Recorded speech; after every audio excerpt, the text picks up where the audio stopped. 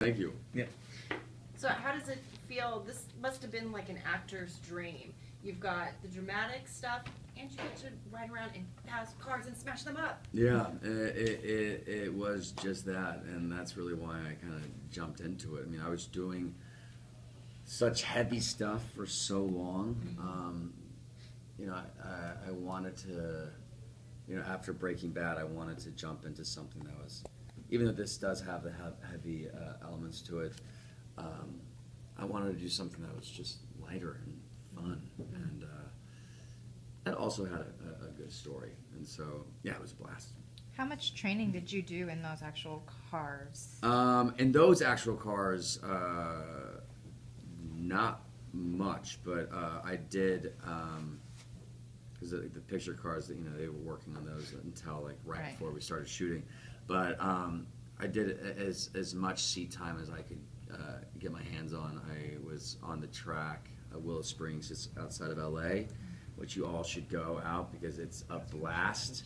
You can go and you can either just use one of their cars or just get a car and have a track day, or you can take the course that I took and you can do like a 3-day stunt course and learn how to do 360s and drifting around corners and reverse 180s and learning how to drive around a track, you know, at like 80 miles an hour backwards. I mean, it's just ridiculous. But you're learning how to get out of problematic situations. That's really the main thing.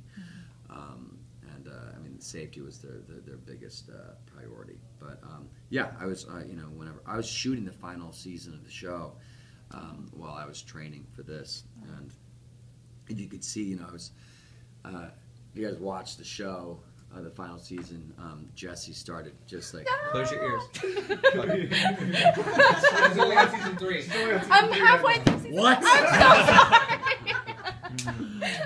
Well, Go ahead, say it. That's fine. No, I'm not going to ruin anything for you. So Jesse, you could just see that he started kind of like getting a little bigger. I was just so used to playing a character that was so severely underweight, and you know, if I was going to do this film, I needed to gain a bunch of weight. So I gained 35 pounds, and you see that through the course of the final season. Yeah.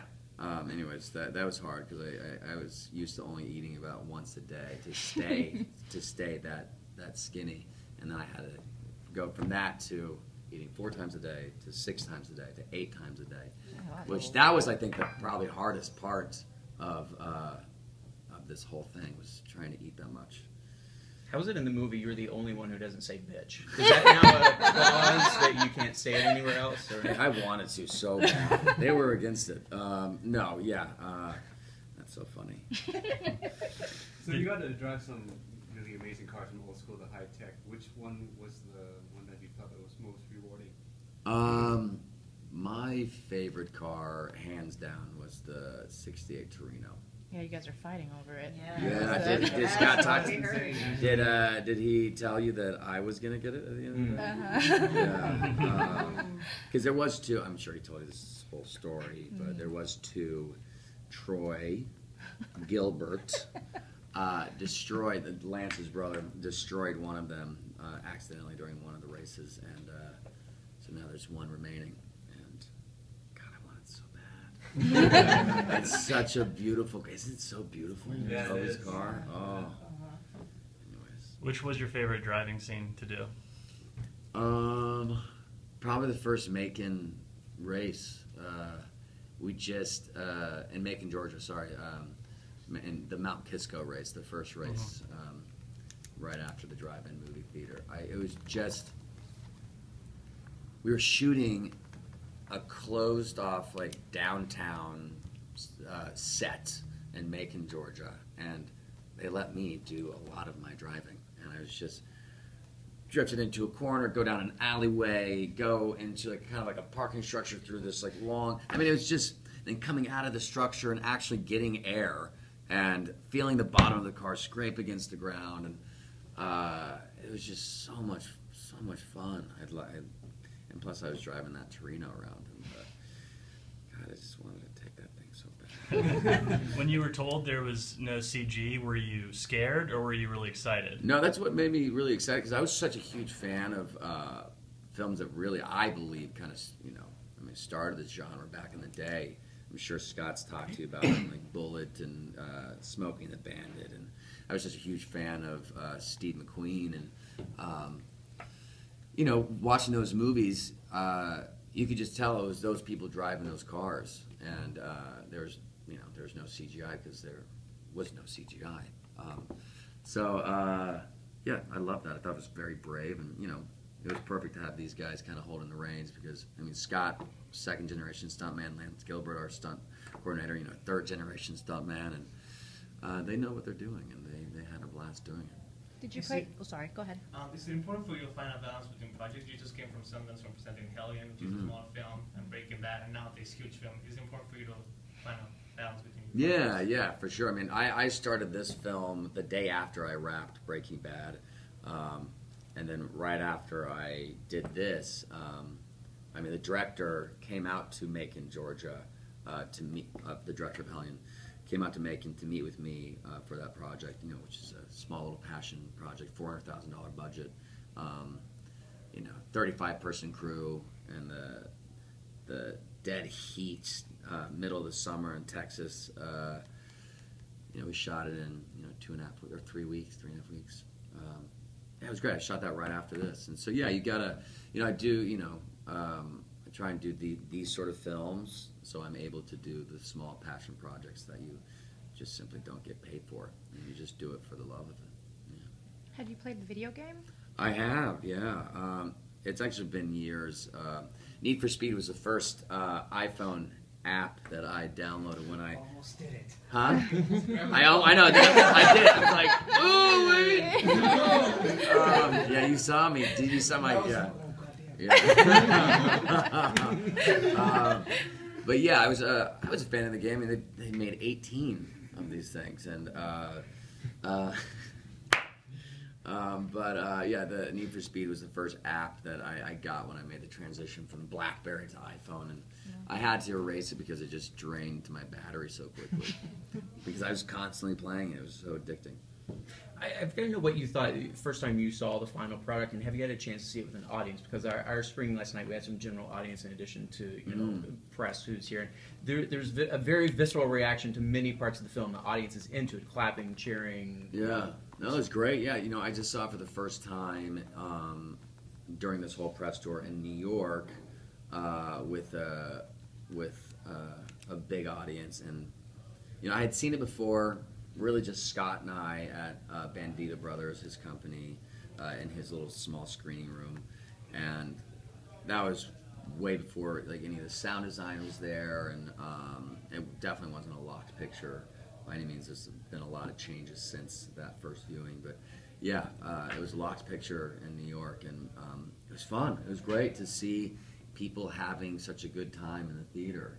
It's like, when I was a kid, it was just so fun going to the movies, it was just exciting. And I think this movie's exciting. And I think it also has a really fun, great story behind it all. And yeah, I'm so happy that people are responding to it. From a kid going to movies like this to The Price is Right, 2-time Emmy winner, to here you are. It's you're leading films now. Is it a kind of mind-blowing process for you? Do you feel like it's just years of payoff of hard work? How do you view it all?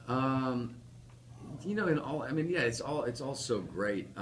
But when I was, when I was on The Price is Right, you knew this was your trajectory. I knew one day I'd be starring in Need for Speed. When I was on The Price is Right, I don't know if all of you've seen that video. Yes. If you haven't, you should watch it because I look like I'm on some serious drugs. But I had gone to a 7-Eleven and filled up a big gulp with like 6 or 7 cans of Red Bull, and because I knew they wanted energy, and because each time I've been to The Price is Right a few times. It's an audition. It is an audition, and so I'd have friends come into town from Idaho, and we'd go to The Price is Right because one of us would get picked. and I drank that entire thing of Red Bull, and I could not sit still. But even then, or one of my first jobs, just commercials, or like a one line on some hour drama, I felt like I was living my dream, and I was very excited about it. So I didn't really plan on I want to be in a crazy huge budget film. I just wanted to do what I was passionate about, and whether that being just doing commercials or guest stars or whatever, just as long as I was happy and doing what I loved, and hopefully eventually did stuff that I was proud of, then I'd be happy. Did you know a lot about, what was your knowledge prior to this film about cars? Kind of a grease monkey or a total novice? I wasn't a crazy grease monkey at all, but I love cars. I have an old classic car myself, and What car? it's a 65 Shelby Cobra. Oh, nice. And I've had it for about 4 years, and I love it. She's my baby. So, the fact that, the kind of the star of this film, car-wise, is a Shelby. Yeah. Was, pretty cool. Last Can you question. talk about Better Call Saul, maybe? Yeah. A little bit? Yeah. Are you... Well, it's a prequel, so Lose all the weight. yeah. Well, actually, I've lost because I had done Exodus, which I had to play a slave with.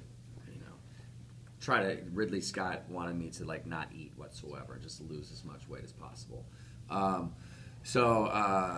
I gotta start putting some weight on. But Better Call Saul is gonna it's got a straight pickup, which they've never done before. They didn't have to do a pilot. They're doing 24 episodes. They got picked up instantly for 24 episodes. It'll probably go much longer than that.